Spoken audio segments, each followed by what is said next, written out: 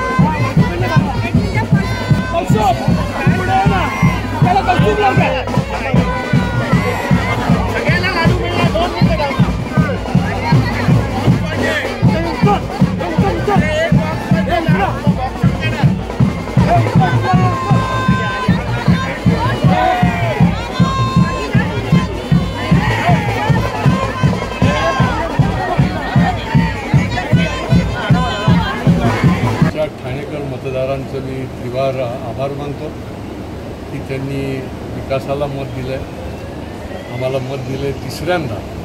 आणि त्याचबरोबर भारतीय जनता पार्टी आणि महायुतीचे सर्व कार्यकर्ते यांनी जो भरभक्कमपणे काम केलं त्यांचं देखील मी याच्यामध्ये वाटा आहे.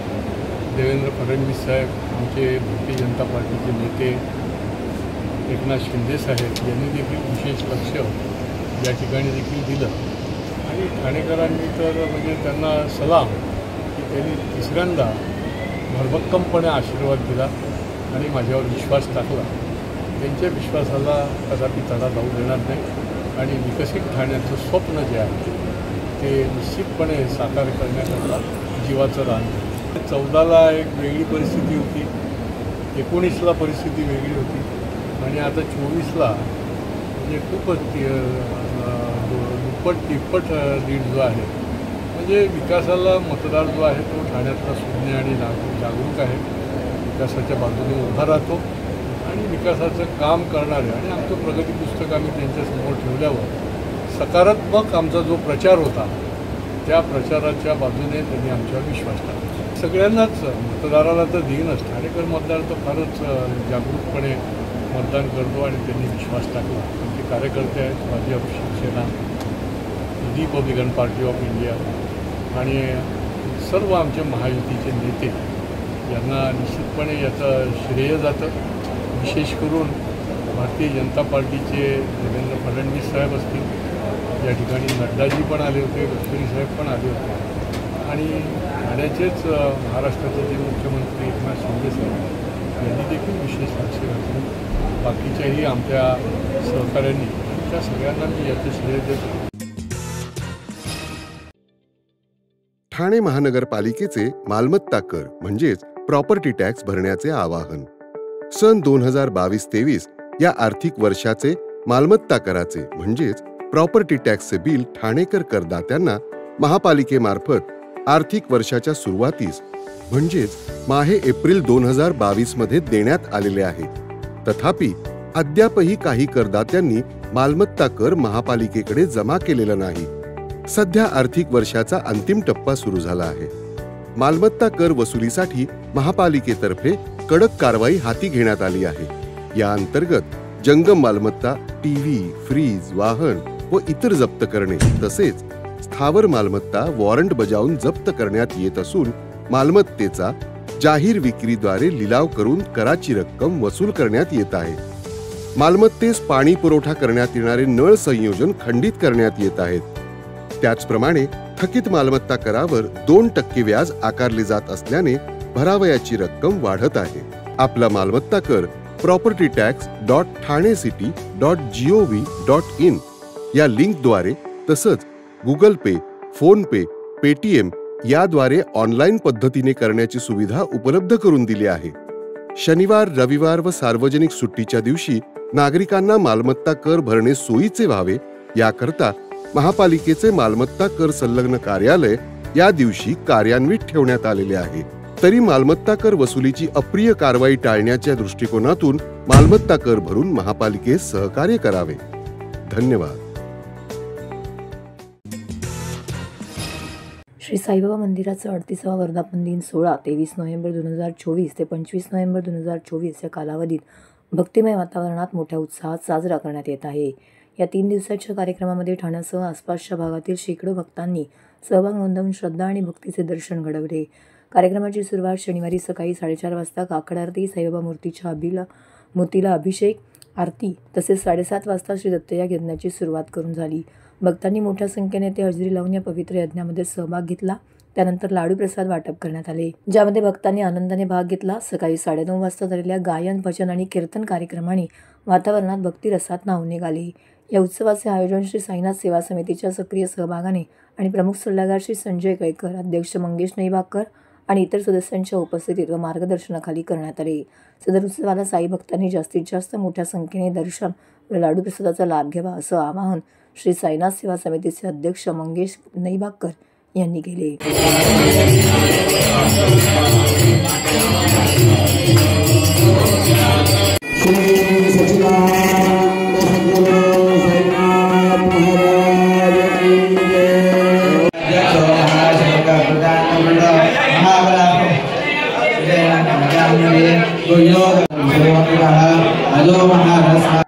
वर्तकनगर श्री साईनाथ सेवा समितीचा 38वा वर्धापन दिन असून आज वर्धापन दिनाचा प्रथम दिन असून संस्थेचे संस्थापक अध्यक्ष श्री बळीबाई नईबाकर यांना अभिवादन करून आज कार्यक्रमाचा प्रथम दिन सुरुवात झालेली आहे. बळीबाईंच्या जाण्यानंतर आमचे संस्थेचे साईनाथ सेवा समितीचे प्रमुख सल्लागार संजयजी केळकर साहेब यांच्या मार्गदर्शनाखाली हा संपूर्ण कार्यक्रम होत असून आज पहाटे बाबांची काकड आरतीला सुरुवात झालेली आहे. त्यानंतर मंगल स्नान झालेलं आहे.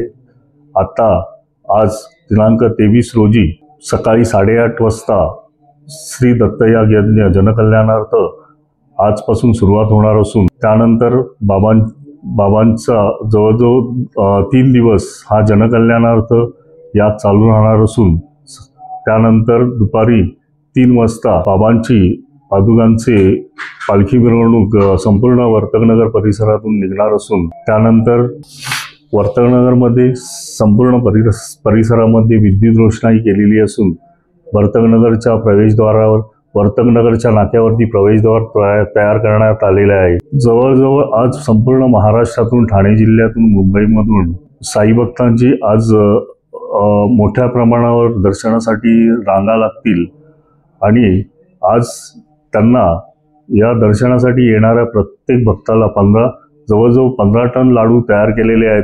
15 टन लाडू म्हणजे जवळजवळ 5 ते 6 लाख लाडू तयार होणार असून प्रत्येक भक्ताला प्रसादरूपी 2 लाडू आज सकाळी 7:30 नंतर साईबाबांची आरती झाल्यानंतर सर्वांना प्रसाद वाटला जाणार आहे. सर्व साई भक्तांना मी आपल्या चॅनलच्या माध्यमातून अशी विनंती करीन की साईबाबांचे दर्शन घ्यावे आणि प्रसादाचा लाभ घ्यावा ही मी विनंती करतो.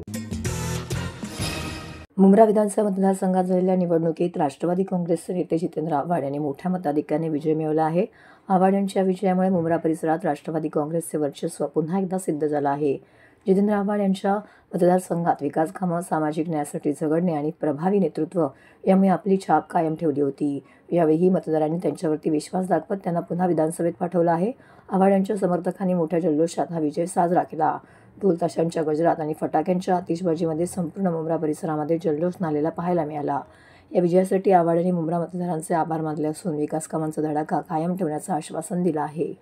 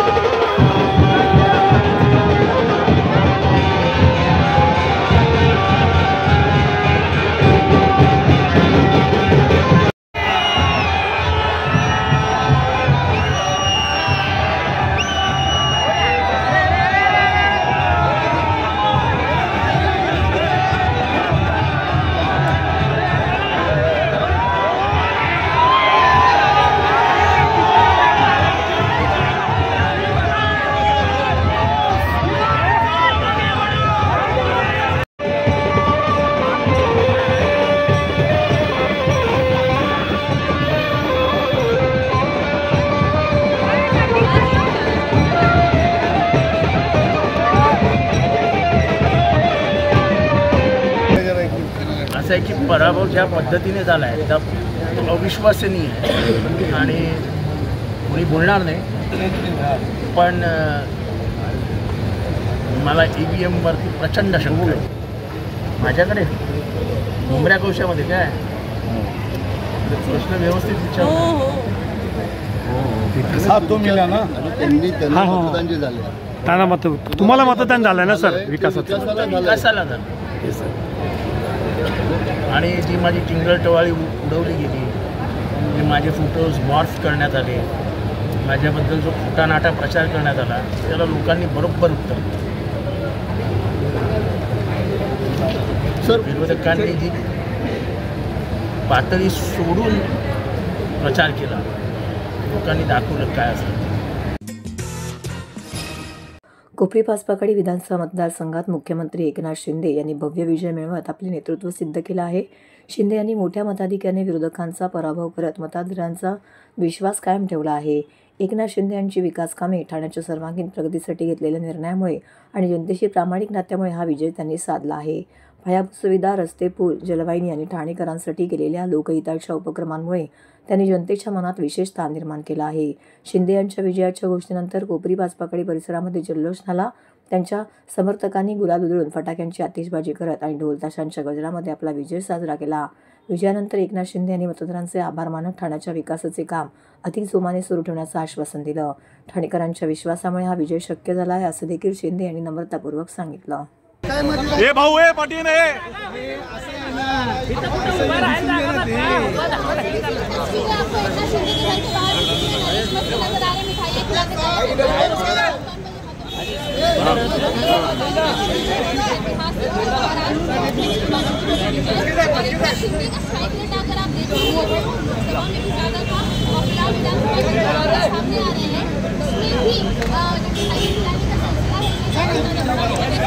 रुक जा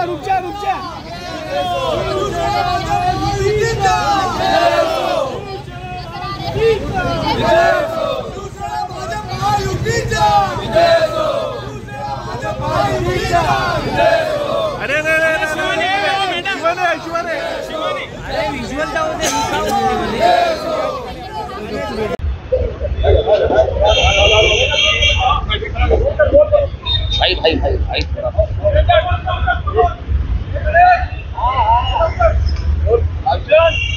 भाई दूरी बना के भाई सीएमचा घराबाहेर जल्लोष, फटाकडे फोडतात, प्रेम दिले बोला कशी काय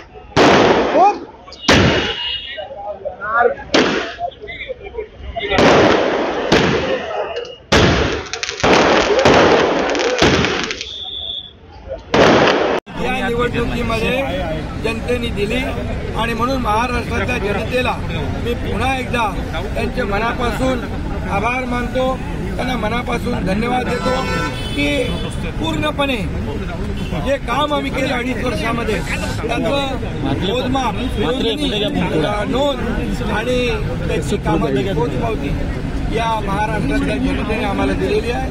खरं म्हणजे आता आम्ही 2.5 वर्षात जे काम केलं, आता पुढची कार्यकाळामध्ये आमची आणखी यात माननीय मुख्यमंत्री एकनाथ शिंदे साहेब, उपमुख्यमंत्री देवेंद्र फडणवीस, अजितदादा आणि मंत्रिमंडळातील सहकारी आमदार यांनी केलेलं काम याचं फलित आजचा विजय आहे.